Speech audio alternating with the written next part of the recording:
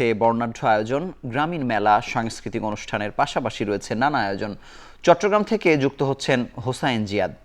Ziyad, CRB শিরিষতলায় এখন কি আয়োজন চলছে, বিস্তারিত জানাবেন।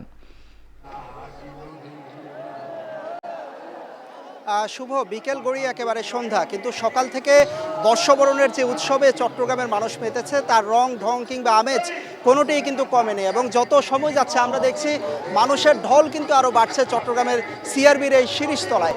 সকাল 7টা থেকে চট্টগ্রামের সাংস্কৃতিক অঙ্গনের কর্মীরা একের পর এক পরিবেশনা দিয়ে মাতিয়ে রেখেছেন এই সিআরবির সবুজ শ্যামল প্রকৃতির এই জায়গাটি, এবং এখানে একেবারে লাল সাদায় বলা যায় ঢেকে গেছে পুরো সিআরবির সবুজ প্রকৃতি। আমরা নারীদেরকে দেখতে পাচ্ছি, বিভিন্ন বয়সী তরুণীদের দেখতে পাচ্ছি যে লাল সাদা শাড়ি পরে এসেছেন, ছেলেদের দেখতে পাচ্ছি পাঞ্জাবি পরে এসেছেন, কেউ মাথায় টায়রা দিয়েছেন।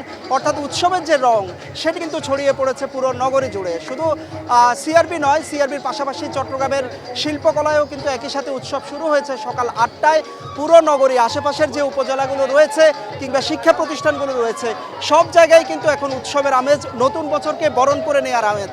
এবং আপনি জানেন যে 2024 সাল নতুন করে আসলে বাংলার পথ চলা শুরু হয়েছে। বাংলাদেশের সবাই কিন্তু একটি সুখী, সমৃদ্ধ, শান্তির, শক্তিমান একটি বাংলাদেশকে দেখতে চান। সবার প্রত্যয় কিন্তু সে জায়গায় উৎসব চলছে, এবং দেশের নানান জায়গা থেকে শিল্পীরা কিন্তু চট্টগ্রামের সিআরবির এই শিরিষতলায় এসে জড়ো হয়েছেন। এখন যে গান গাচ্ছেন তিনি এসেছেন কুষ্টিয়া থেকে, এবং তিনি এই মুহূর্তে হাসন রাজার গান করছেন। কবি গান করবেন, চট্টগ্রামের ঐতিহ্যবাহী মাঝভান্ডারির গান করবেন।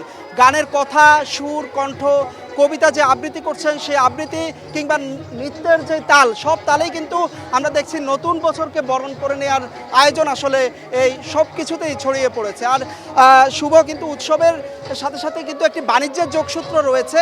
চট্টগ্রামের সিআরবির পুরো 1 কিলোমিটার এলাকা জুড়ে আমরা দেখছি যে নানান পণ্যের দোকান বসেছে। গ্রামীণ পণ্য বিক্রি হচ্ছে, হাত পাখা থেকে শুরু করে বাঁশের ঝাড়ু থেকে শুরু করে বিভিন্ন পণ্য বিক্রি হচ্ছে। গ্রামীণ যে মুড়ি মুড়কি, বাতাসা, সেগুলো বিক্রি হচ্ছে, এবং আজকে দিনের জন্য হলেও মানুষ কিন্তু সেই স্বাদগুলো গ্রহণ করছেন। তো সব মিলিয়ে আসলে উৎসবের এই আমেজ সন্ধ্যা 7টা পর্যন্ত থাকবে, এবং এই পুরো এলাকাটিকে ঘিরে আমরা দেখছি পর্যাপ্ত নিরাপত্তাও কিন্তু নেওয়া হয়েছে, এবং সবাই আশা করছেন একটি সুখী সুন্দর বাংলাদেশের যে স্বপ্ন তারা দেখছেন সেই স্বপ্নের বাংলাদেশের দিকে এই বাংলাদেশ কিন্তু এগিয়ে যাবে সামনে। শুভ। চট্টগ্রামের ঐতিহাসিক সিআরপি প্রাঙ্গণ থেকে বর্ষবরণের খবর জানাচ্ছিলেন সহকর্মী হোসাইন জিয়াদ। পহেলা বৈশাখকে ঘিরে কক্সবাজার সমুদ্র সৈকতে বিরাজ করছে উৎসব মুখর পরিবেশ। বর্ণিল সাজে সেজেছে সৈকত। এ নিয়ে আরও জানাতে কক্সবাজার সৈকত থেকে যুক্ত হচ্ছেন মনতোষ বেদজ্ঞ। মনতোষ, সমুদ্র সৈকতে কি কি আয়োজন আছে, ভিড় কেমন দেখছেন, বিস্তারিত জানাবেন।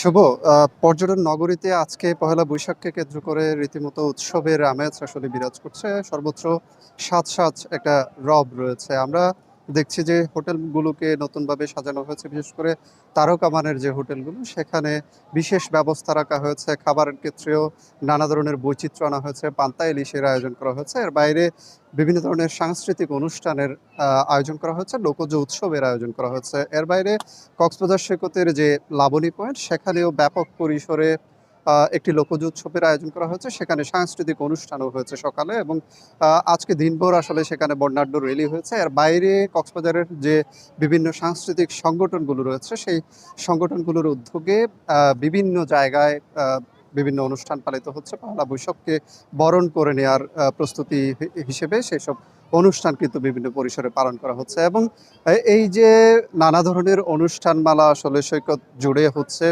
এবং সৈকতের বাইরে হোটেল মোটেল জোন কিংবা কক্সবাজার শহরের যে পাবলিক লাইব্রেরির শহীদ দৌলত ময়দান রয়েছে, সেখানেও যেহেতু অনুষ্ঠান রয়েছে। এর বাইরে গোলদিঘির পাড় এলাকায়ও উদীচীন আয়োজনে একটি অনুষ্ঠান রয়েছে।